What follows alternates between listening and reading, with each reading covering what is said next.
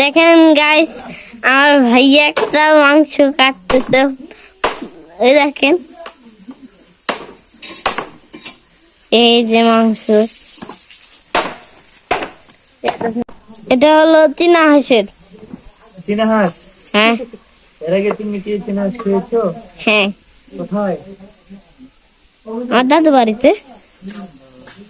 আজকে মজা হবে না? হ্যাঁ।